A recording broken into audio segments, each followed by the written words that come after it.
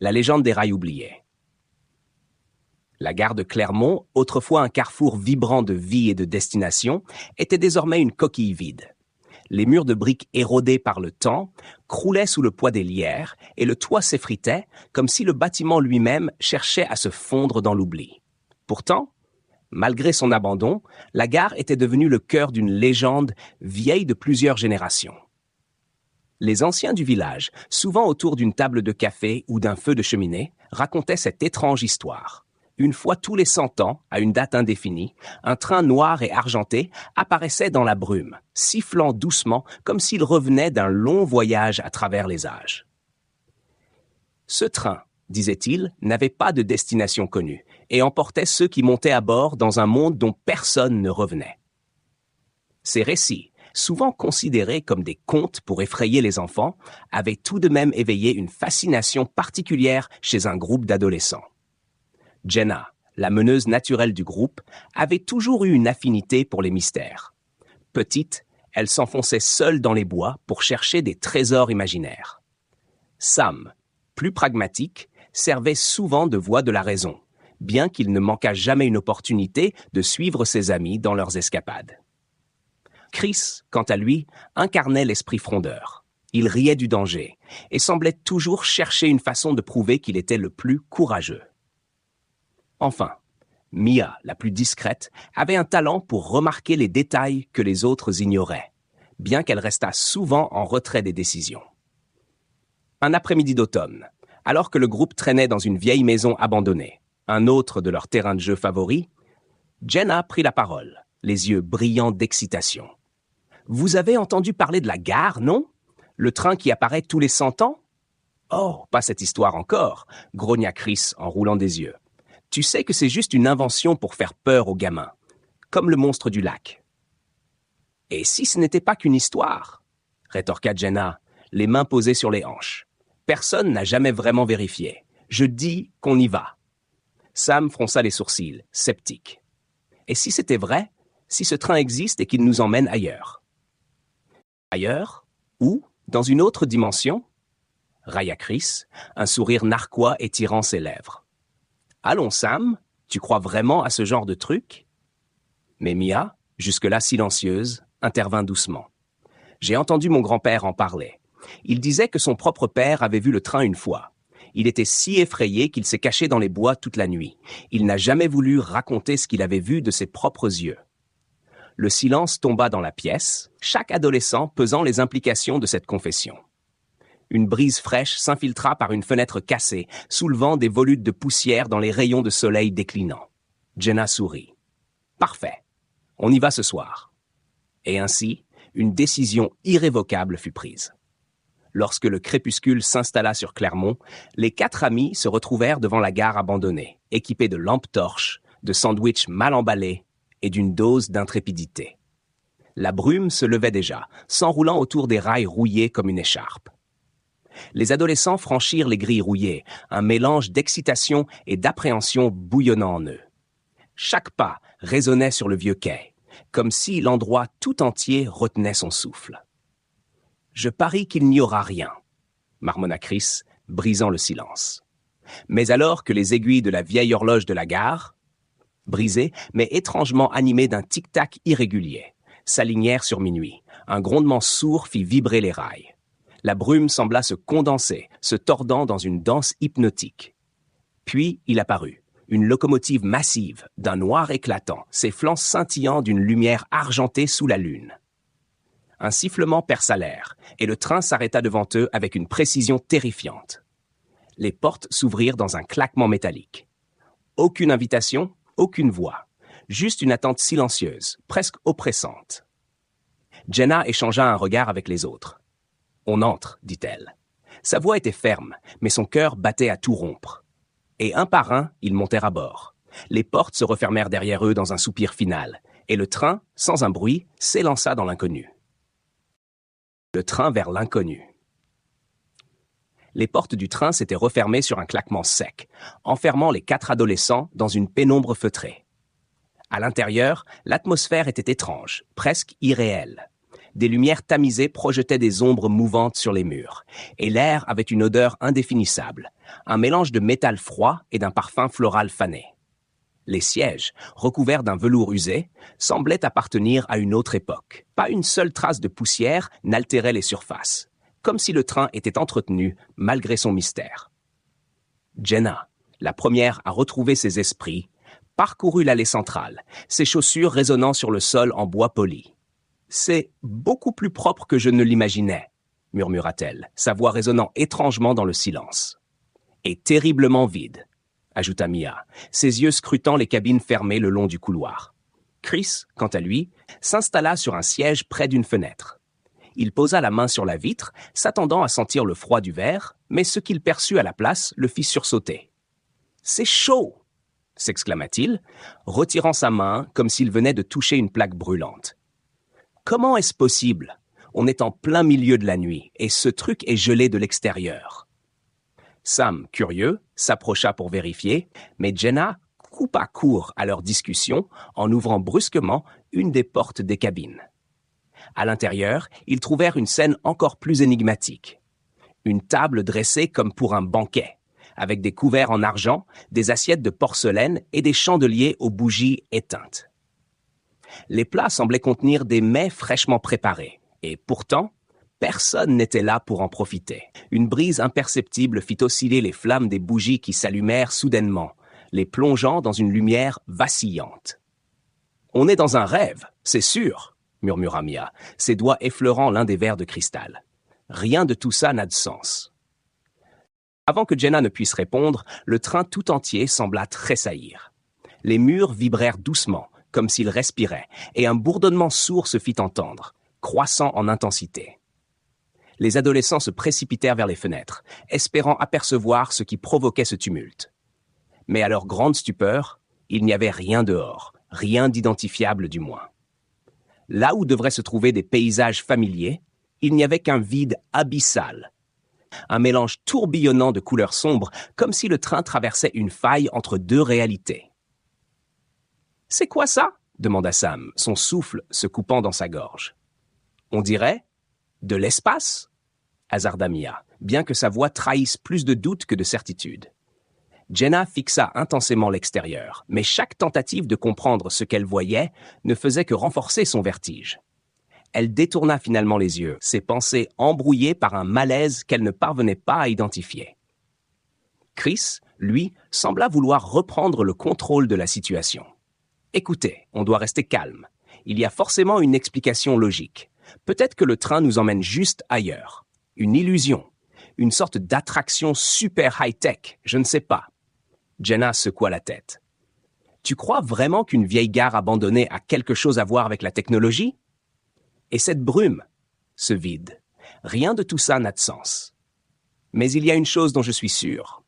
On doit rester ensemble, quoi qu'il arrive. » À peine avait-elle fini de parler que le train ralentit brusquement, projetant les adolescents contre les parois. Un bruit métallique résonna, suivi du sifflement régulier des freins. Le convoi s'arrêta complètement dans un fracas assourdissant. Ils se redressèrent lentement, le souffle court. Les lumières vacillèrent une fois, deux fois, avant de s'éteindre totalement. Un silence oppressant s'installa, jusqu'à ce qu'un cliquetis résonne au loin, comme des pas qui se rapprochaient. Jenna serra la main de Mia, tandis que Sam et Chris se postaient devant elle, leurs regards balayant l'obscurité. La porte de leur wagon s'ouvrit dans un grincement prolongé, dévoilant une silhouette élancée, drapée dans un manteau noir. Ses yeux luisaient d'une lueur inquiétante. « Vos billets », dit-il d'une voix grave, empreinte d'un ton presque amusé. Les adolescents restèrent figés, incapables de répondre. La silhouette se pencha légèrement, un sourire énigmatique sur les lèvres. « Pas de billets ? Alors, votre voyage risque d'être intéressant. » Avant qu'il n'ait le temps de réagir, la silhouette disparut aussi soudainement qu'elle était apparue, laissant les quatre amis seuls dans le noir et avec plus de questions que jamais. Le train se remit lentement en mouvement, les emportant vers une destination inconnue. Ah ! 3. Une autre réalité. Lorsque le train s'immobilisa de nouveau, ce fut comme si une force invisible les poussait à se lever. Les adolescents s'avancèrent, leurs pas hésitants résonnant dans le wagon vide. La porte s'ouvrit sur un sifflement, dévoilant un paysage qui défiait l'imagination. Devant eux s'étendait une immense plaine de cristal, dont les facettes reflétaient un ciel aux nuances changeantes, passant du bleu au violet, puis à l'or. Au loin, des montagnes d'un blanc incandescent semblaient flotter, défiant la gravité. Une rivière sinueuse scintillait comme du mercure en fusion, serpentant à travers ce décor irréel. « C'est quoi cet endroit ?» murmura Mia, ses yeux écarquillés par l'émerveillement. Jenna avança prudemment, laissant ses pieds effleurer le sol brillant. Ce dernier résonnait légèrement sous son poids, comme une plaque de verre vivante. Sam, toujours sur ses gardes, serra sa lampe torche comme une arme. « On est clairement loin de Clermont, » grommela-t-il. « Je ne sais pas où on est, mais je n'aime pas ça. » Chris, au contraire, semblait fasciné. Il s'agenouilla pour toucher la surface cristalline, observant les reflets changeants. « C'est incroyable, on dirait un autre monde. Ou peut-être une autre dimension ?» Mia s'accroupit à côté de lui, scrutant la rivière miroitante. « Regardez, » dit-elle en désignant la surface ondulante. Des formes y dansaient, vaguement humanoïdes, mais leurs contours semblaient flous, comme dessinés dans une brume d'argent. « Vous croyez que c'est vivant ?» Avant que quelqu'un ne puisse répondre, un rugissement profond résonna dans la plaine. Les adolescents se figèrent, leur cœur battant à tout rompre. De l'autre côté de la rivière, une immense silhouette émergea. C'était une créature imposante, une sorte de félin aux proportions titanesques, dont le corps semblait fait de roche et de lumière. Ses yeux, deux éclats d'un bleu perçant, se fixèrent sur eux avec une intelligence indéniable. « On devrait courir ?» souffla Sam, son visage pâle. Mais avant qu'il ne puisse bouger, une voix puissante, résonnant comme un écho dans une cathédrale, s'éleva. « Étranger, pourquoi avez-vous franchi la porte ?» La voix semblait venir de partout et de nulle part à la fois. Jenna, le souffle court, se força à avancer d'un pas. « Nous ne savons pas où nous sommes, » dit-elle, sa voix tremblante mais ferme. « Nous sommes montés dans un train et il nous a amenés ici. » La créature inclina la tête, comme si elle analysait ses paroles. Puis elle parla de nouveau. « Vous n'auriez pas dû venir. Cet endroit n'est pas pour les vivants. » Un frisson parcourut le groupe. Mia recula instinctivement, tandis que Chris serrait les poings, prêt à répliquer. Mais avant qu'ils ne disent quoi que ce soit, le sol sous leurs pieds se mit à vibrer. Le cristal émit une lumière intense, les aveuglant temporairement. Lorsque la lumière s'éteignit, un chemin s'était formé, menant droit vers les montagnes flottantes. « Suivez le chemin », ordonna la créature. « Vous devez prouver votre valeur pour mériter de rentrer chez vous. »« Et si on refuse ?» lança Chris, défiant. La créature grogna, un bruit si profond qu'il fit trembler l'air. « Si vous refusez, vous resterez ici pour l'éternité, comme tant d'autres avant vous. » Cette dernière phrase fit naître un froid glacial dans leur cœur. Jenna échangea un regard avec ses amis.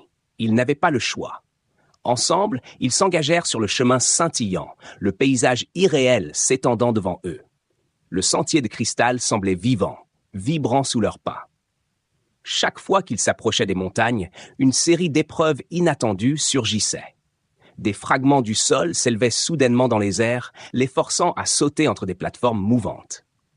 Des rafales de vent invisibles tentaient de les repousser, mais ils persévérèrent, leur détermination alimentée par l'envie irrépressible de rentrer chez eux. Après ce qui sembla des heures, ils atteignirent enfin un portail lumineux niché entre deux sommets flottants. Au centre du cercle, une clé suspendue dans les airs pulsait doucement, comme un cœur battant. Jenna, épuisée mais résolue, s'avança pour la saisir. Mais avant qu'elle ne puisse tendre la main, la voix retentit de nouveau. « Prenez garde. Chaque clé vous rapproche de votre monde, mais elle réclame un tribut. » Jenna hésita un instant, ses doigts tremblant au-dessus de la clé. Puis elle se décida. Une fois l'objet en sa possession, le portail s'illumina, les enveloppant tous dans un éclat de lumière aveuglante. Lorsqu'ils rouvrirent les yeux, ils étaient de retour dans le train, haletants et en sueur. Le convoi, fidèle à lui-même, s'ébranla doucement, les entraînant vers leur prochaine destination. 4. La trahison du train. Le train continuait sa course, imperturbable, emportant les adolescents vers une destination toujours inconnue. À l'intérieur, le groupe se rassemblait dans l'un des wagons centraux, leurs visages marqués par la fatigue et l'inquiétude. L'épreuve précédente avait laissé des traces. Jenna gardait la clé qu'ils avaient récupérée, observant les pulsations lumineuses régulières de l'objet comme si elle cherchait à en percer le mystère. Mia, recroquevillée sur un siège, n'avait toujours pas prononcé un mot depuis leur retour à bord. Sam inspectait le wagon, ses gestes nerveux trahissant sa peur croissante. Quant à Chris, il se tenait près d'une fenêtre, ses yeux fixés sur l'extérieur, où un vide tourbillonnant semblait s'étendre à l'infini. « Je ne comprends toujours pas ce qui se passe », murmura Sam, brisant le silence. « Pourquoi nous? Qu'est-ce que ce train veut de nous ?» Jenna releva les yeux vers lui, mais elle n'avait pas de réponse. À vrai dire, elle se posait les mêmes questions. Ce train semblait avoir une volonté propre, comme un être vivant jouant avec eux. Pourtant, ils n'avaient pas d'autre choix que de continuer. La clé qu'ils avaient obtenue n'était qu'un début, un élément d'un puzzle plus vaste. « Ce que je sais, » dit Jenna d'un ton ferme, « c'est que si nous voulons rentrer chez nous, nous devons comprendre ce que ce train attend de nous.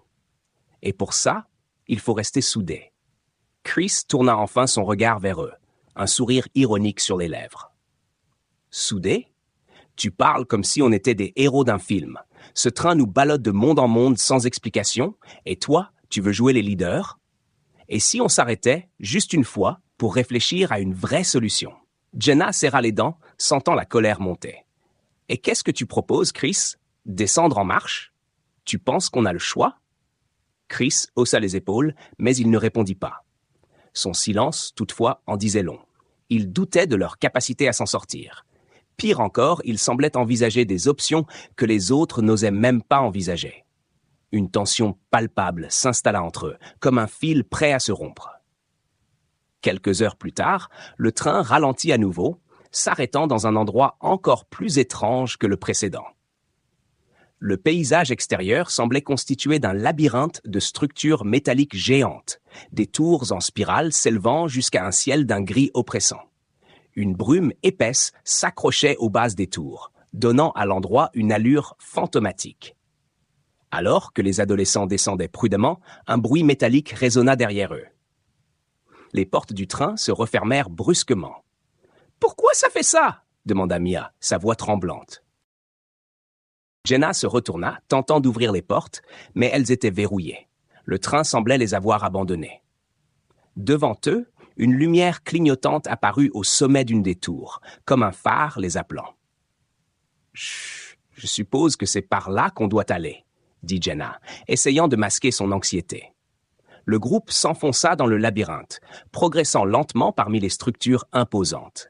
Chaque tour émettait un faible bourdonnement, comme si elles étaient vivantes. Mais le plus inquiétant, c'étaient les ombres qui les suivaient. Parfois, une silhouette humanoïde apparaissait brièvement dans la brume, disparaissant aussitôt qu'ils tentaient de la regarder directement. « Je n'aime pas ça, » murmura Sam. « On est surveillés. » Chris, agacé, roula des yeux. « Peut-être qu'ils veulent simplement vérifier si on est capable de se débrouiller seul. Après tout, on est des invités, non ?»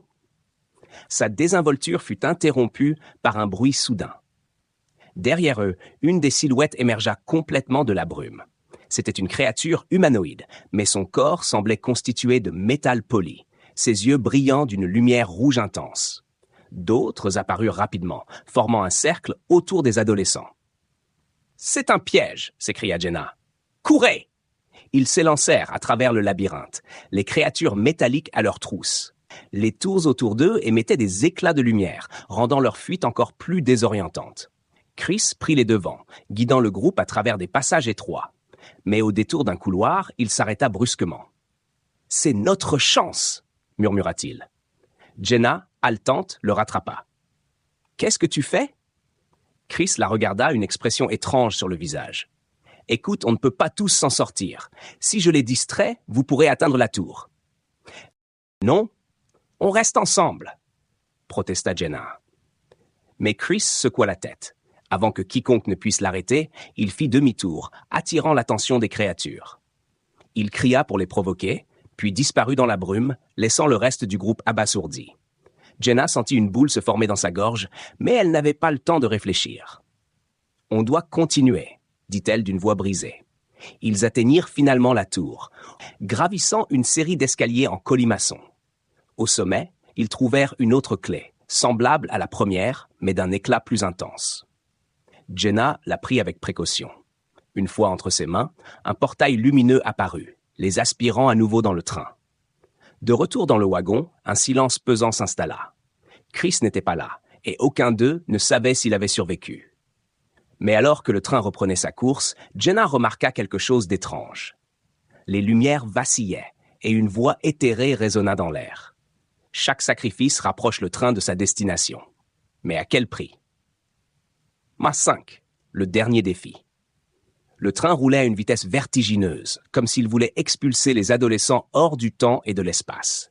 Jenna, Mia et Sam étaient assis en silence, leurs visages marqués par l'épuisement et la perte de Chris. L'air semblait plus lourd, chargé d'une tension presque palpable. Chaque bruit de la locomotive résonnait comme un compte à rebours, les rapprochant d'une fin qu'ils n'osaient imaginer. Jenna fixait les 2 clés récupérées lors de leurs précédentes épreuves. Elles reposaient sur une table au centre du wagon, émettant une lueur douce mais inquiétante. Ces objets étaient clairement essentiels à leur retour, mais à chaque étape, le prix semblait devenir plus élevé. Combien de clés restait-il à obtenir?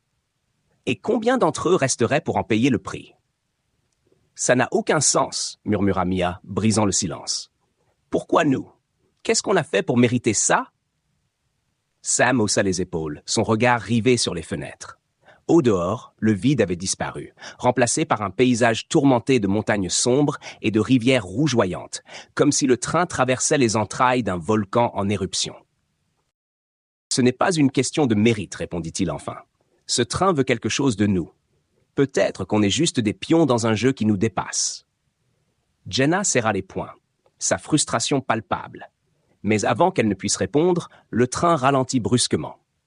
Les lumières vacillèrent, puis s'éteignirent complètement, plongeant le wagon dans l'obscurité. Une voix familière et grave résonna dans l'air, celle du mystérieux contrôleur. « Voyageurs, votre dernier défi approche. Mais attention, tout choix entraîne des conséquences. » Une porte à l'arrière du wagon s'ouvrit, dévoilant un escalier qui descendait dans les profondeurs du train. Les adolescents échangèrent un regard, hésitant. Finalement, Jenna prit les devants, allumant une lampe torche pour éclairer leur chemin. Les marches semblaient interminables et l'air devenait de plus en plus oppressant. Ils débouchèrent dans une salle immense, semblable à une cathédrale, où un autel se dressait au centre. Sur cet autel reposait une dernière clé, plus grande que les précédentes, entourée de flammes bleues dansantes. Mais ce n'était pas la clé qui attirait leur attention. Devant l'autel se tenait une silhouette qu'ils reconnurent immédiatement. « Chris » s'exclama Mia, sa voix incrédule. Il était là, vivant, mais quelque chose en lui avait changé. Son regard était dur, presque étranger, et un étrange éclat rouge brillait dans ses yeux. Il les observa avec un sourire amer. « Vous êtes enfin arrivés, » dit-il d'un ton glacial. « Mais il y a un problème. Il ne peut y avoir qu'un seul vainqueur. » Jenna sentit son cœur se serrer. « Qu'est-ce que tu racontes? On est dans le même bateau. On doit rentrer ensemble. » Chris secoua la tête, un rire amer s'échappant de ses lèvres. « C'est ce que je pensais moi aussi, jusqu'à ce que ce train me montre la vérité. Il veut pas qu'on rentre ensemble. Il veut un sacrifice final. » Il désigna la clé. Celui ou celle qui la prendra pourra rentrer chez lui, mais les autres devront rester ici pour toujours. Un silence glacial tomba sur la salle. Mia recula d'un pas, terrifiée, tandis que Sam serrait les poings, prêt à se battre si nécessaire. Jenna, quant à elle, sentit une colère sourde monter en elle. « C'est le train qui te fait croire ça, » dit-elle fermement. « Il nous manipule, Chris. On peut trouver un autre moyen, mais seulement si on reste unis. » Chris secoua la tête, son regard dur. « Il n'y a pas d'autre moyen. J'ai déjà essayé. Ce monde m'a changé, Jenna. Et toi, qu'es-tu prête à sacrifier? » Soudain, les murs de la salle commencèrent à trembler, des fissures apparaissant dans le sol. Une lumière aveuglante jaillit de l'autel, comme si le train lui-même exigeait une décision immédiate. Chris s'avança vers la clé, mais Jenna lui barra la route. « Non !» cria-t-elle. « On ne joue pas son jeu. » Chris s'arrêta, hésitant, mais avant qu'il ne puisse répondre, Sam se précipita en avant, attrapant la clé sans réfléchir. Un cri déchirant remplit la salle, et Sam disparut dans un éclat de lumière. L'instant suivant, les tremblements cessèrent et une porte s'ouvrit derrière eux. Jenna et Mia se tournèrent vers Chris, mais il baissa les yeux, honteux. Finalement, ils montèrent ensemble dans le train, désormais vide de toute clé ou énigme. Le voyage de retour fut silencieux. Chacun perdu dans ses pensées. Lorsque le train s'arrêta enfin, ils se retrouvèrent sur le quai de Clermont, exactement là où tout avait commencé. Mais Sam n'était pas avec eux, et la perte de leur ami pesait lourdement. Avant que le train ne disparaisse, Jenna se retourna une dernière fois, apercevant une silhouette floue derrière les fenêtres. Était-ce Sam ou une autre âme piégée dans ce monde mystérieux? Elle n'aurait jamais de réponse. Le train s'évanouit dans la brume, laissant derrière lui une gare vide et des cœurs brisés. Les